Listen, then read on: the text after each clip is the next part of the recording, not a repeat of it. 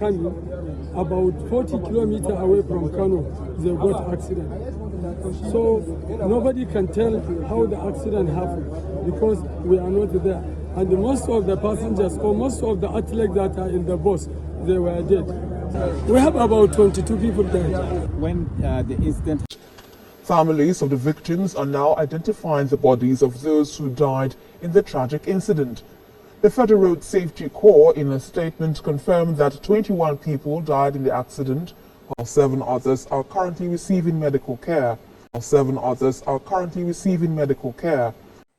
Akúdédé àkókò yẹn níbi gbogbo tẹ́ bá ti ní àǹfààní láti máa wò wá tàbí gbọ́ wá ní ìkànnì Ajara Malifa TV. Ojú tẹ́ fi ń wò wá ò ní fọ́, etí tẹ́ fi ń gbọ́ wá ò ní di láṣẹ Èdùmàrè.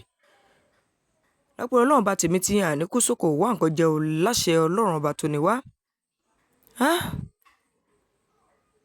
Àjọ eléyìí tó ń rí sọ̀rọ̀ tó ní ṣe pẹ̀lú eré ìdárayá, pàápàá àwọn eléyìí tó wà lẹ́ka tó ní ṣe pẹ̀lú bọ́ọ̀lù aláfọwọ́gbá tá a mọ̀ sí basketball, wọ́n máa ti kẹ́dùn pẹ̀lú ìjọba ìpínlẹ̀ Kano látàrí ikú àwọn tí wọ́n jẹ́ àwọn eléré ìdárayá tó jẹ́ 22 tí bí wọ́n ṣe sọ eléyìí tí wọ́n ní ó ti gbẹ́mìí mì látàrí ìpadà sí ibùdó wọn eléyìí tó jẹ́ tí wọ́n ṣẹ̀ṣẹ̀ parí yẹn ìpéjọpọ̀ eléyìí tó jẹ́ ti eré ìdárayá gbogbogbò tó wáyé. Gẹ́gẹ́ bí wọ́n ṣe fìdí ìròyìn múlẹ̀, ìṣẹ̀lẹ̀ náà ni wọ́n sọ wípé ó ṣẹ̀ nígbà tí àwọn tí wọ́n jẹ́ eléré ìdárayá yìí tí wọ́n padà lọ sí ìlú wọn eléyìí tó jẹ́ Kano. Gẹ́gẹ́ bí àwọn oníròyìn bí wọ́n ṣe kọ ìròyìn náà jẹ́ kó yé wa wípé ẹnikẹ́ni kò lè sọ pàtó ohun tó ṣẹlẹ̀ torí pé àwọn tó wà nínú ọkọ̀ náà wọ́n ní ọ̀pọ̀ wọn ló ti gbẹ́mìí nígbà tí bíi 7 tó wà nílé ìwòsàn tí wọ́n gba ìtọ́jú lọ́wọ́lọ́wọ́. Oríṣiríṣi àkọọ́lẹ̀ la rí níbi tí àwọn kan sọ pé àwọn 20 ló ti ṣàìsí, àwọn mìíràn sọ pé 21 ló ṣe àìsí nígbà tí ìròyìn eléyìí tá a lò yìí sọ pé èèyàn 22 ló ti ṣàìsí. Lábẹ́ bó ti wù kó rí, kò sí eléyìí tó dá nínú gbogbo mo bẹ̀ Ọlọ́run nínú àánú ẹ̀ kó dákun dábò kó máa pàlọ́ àti àbọ̀ wa mọ́, kó dákun kó má jẹ́ ká kú sóko wá nǹkan jẹ.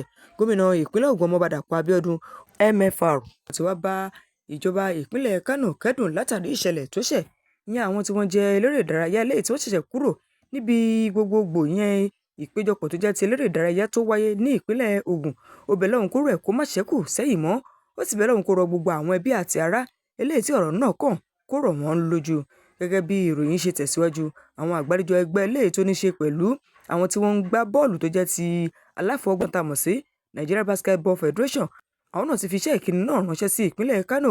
Ẹ jẹ́ ká gbọ́ ìfiléde lẹ́nu oníròyìn yìí bí wọ́n ṣe sọ pé ìṣẹ̀lẹ̀ náà ṣẹ̀ àti àwọn tí ikọ̀ yìí tí wọ́n rí bí bá sọ̀rọ̀. Tó bá jẹ́ ìgbà àkọ́kọ́ rẹ̀ tẹ́ darapọ̀ wọn ní ìkànnì Ajara Malifa TV, ẹ subscribe sí ìkànnì ẹ hàn notification button, ẹ like, comment, ẹ share. From Kano State, where at least 21 contingents of the state returning from the National Sports Festival in Ogun State have died following a fatal motor accident. Families of the victims are now identifying the bodies of those who died in the tragic incident. The Federal Road Safety Corps, in a statement, confirmed that 21 people died in the accident, while 7 others are currently receiving medical care at Abdullahi Wase Teaching Hospital in Kano State. The crash occurred at Gada Yankifi in Garum Malam local government area along the Kano-Kaduna highway. According to the FRSC, the bus was carrying 32 people, including athletes, journalists, medical personnel, and team officials.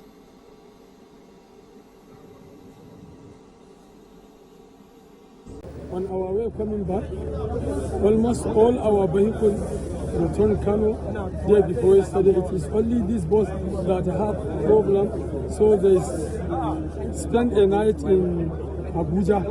Later they took up early this morning after early prayers. So on their way coming, about 40 kilometers away from Kano, they got accident. So nobody can tell how the accident happened because we are not there. And most of the passengers or most of the athletes that are in the bus, they were dead. We have about 22 people died. When the incident happened, members of the community and people around rushed down to assist to see what they can do. So as a result of that, many people, some of the family that were closer, they came and even take them away before bringing them down to the hospital for other necessary hospital assessment to be done. But we cannot stop them because already they have this emotion. So for someone to say they should not take them along, it will create another problem.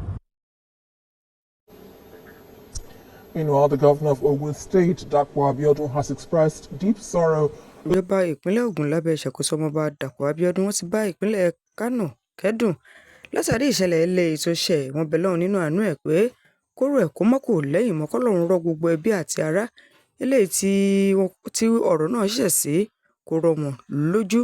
Gbogbo àgbáríjọ àwọn tí wọ́n jẹ́ eléré ìdárayá náà, gbogbo náà ti fiṣẹ́ ìkíni ránṣẹ́ láti lè kí gómìnà ìpínlẹ̀ Kano àti gbogbo àwọn tí ọ̀rọ̀ náà kàn eléyìí tí ó ṣẹlẹ̀ sí àwọn tí wọ́n jẹ́ adíje nínú ètò eléyìí tó ní ṣe pẹ̀lú eré ìdárayá ti gbogbogbò eléyìí tó wáyé ní ìpínlẹ̀ Ògùn kó tó di wípé wọ́n padà sílé tí ìṣẹ̀lẹ̀ náà tó ṣẹ̀.